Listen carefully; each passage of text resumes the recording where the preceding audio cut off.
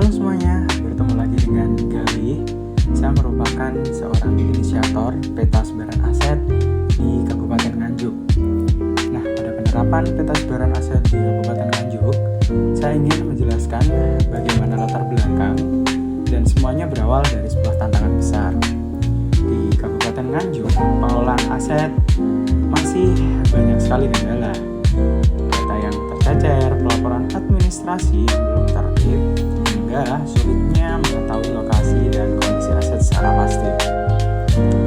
Hal ini menjadi hambatan yang cukup serius bagi efektivitas dan transparansi pengelolaan aset daerah. Dari permasalahan ini, muncullah penjaringan ide. Berangkat dari pengalaman pribadi sebagai seorang penilai properti, inisiator melihat potensi besar dari teknologi peta digital ini.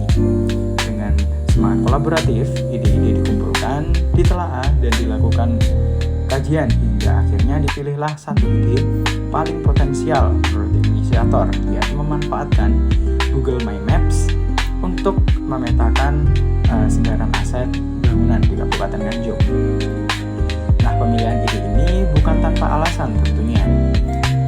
Maps menawarkan visualisasi data.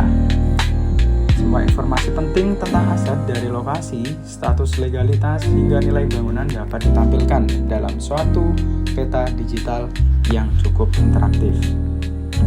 Kemudian, apa sih manfaat daripada inovasi ini?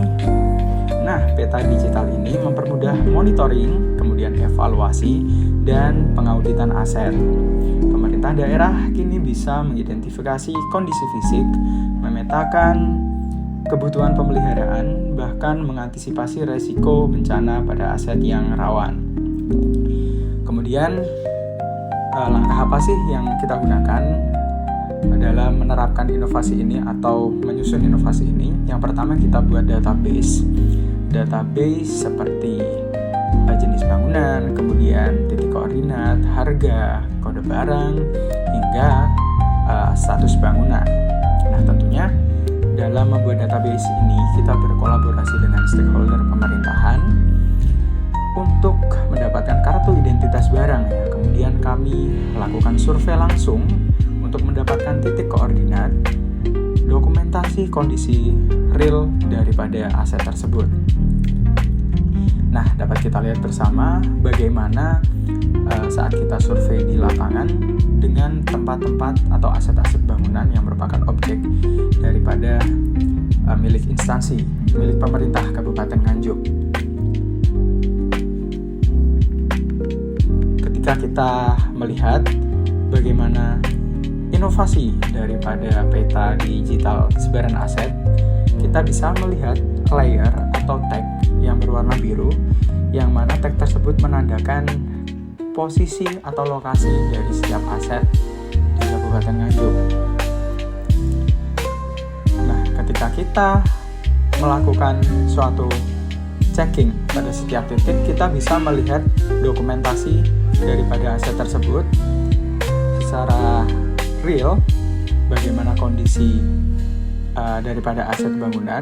Kemudian terdapat keterangan berupa titik koordinat, kondisi barang sesuai dengan database yang kita gunakan.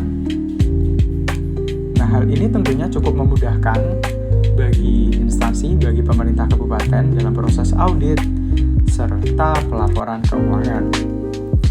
Kemudian, apa sih dampaknya daripada inovasi ini? Nah, dampak inovasi ini terasa nyata karena risiko penyalahgunaan aset bisa terminimalisasi. Kemudian kolaborasi antar instansi jadi lebih mudah.